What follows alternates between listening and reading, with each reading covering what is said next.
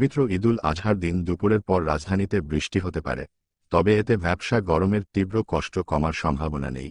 চট্টগ্রাম, সিলেট, ময়মনসিংহ ও রংপুরে ওই দিন সকাল থেকে নামতে পারে বৃষ্টি, দিনভর তা চলতে পারে, আর খুলনাসহ আশপাশের জেলাগুলোতে মৃদু তাপপ্রবাহ বয়ে যেতে পারে।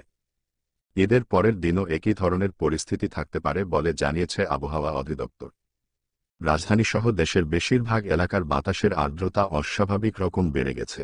বাতাসে আর্দ্রতার পরিমাণ বেশিরভাগ সময় 85 থেকে 95% থাকছে।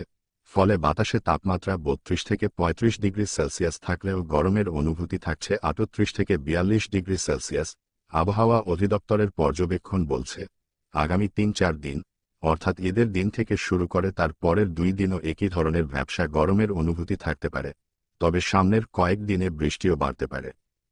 আবহাওয়া অধিদপ্তরের পরিচালক আজিজুর রহমান বলেন, মৌসুমি বায়ু বেশ শক্তিশালী হয়ে উঠেছে, বাতাসে আর্দ্রতা ব্যাপক বেড়ে গেছে, ফলে বৃষ্টির সম্ভাবনা ও গরমের কষ্ট দুটিই বাড়তে পারে। রোববার থেকে শুরু হয়ে আগামী মঙ্গলবার পর্যন্ত একই ধরনের আবহাওয়া থাকতে পারে, তারপর বৃষ্টি আরও বাড়তে পারে।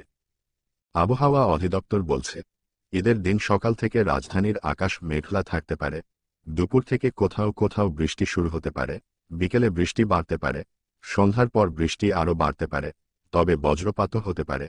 উত্তরাঞ্চল ও সিলেটে ভারী বৃষ্টির আশঙ্কা আছে, ফলে সেখানে বন্যা পরিস্থিতির কিছুটা অবনতি হতে পারে।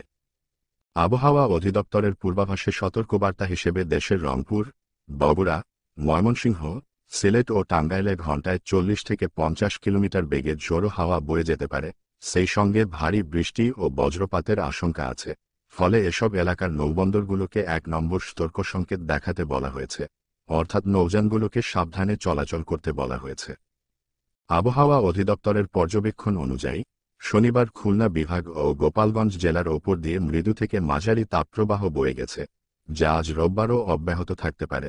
দেশের সর্বোচ্চ তাপমাত্রা ছিল খুলনায় 38.2 ডিগ্রি সেলসিয়াস, আর সবচেয়ে বেশি বৃষ্টি হয়েছে কুড়িগ্রামে 78 মিলিমিটার।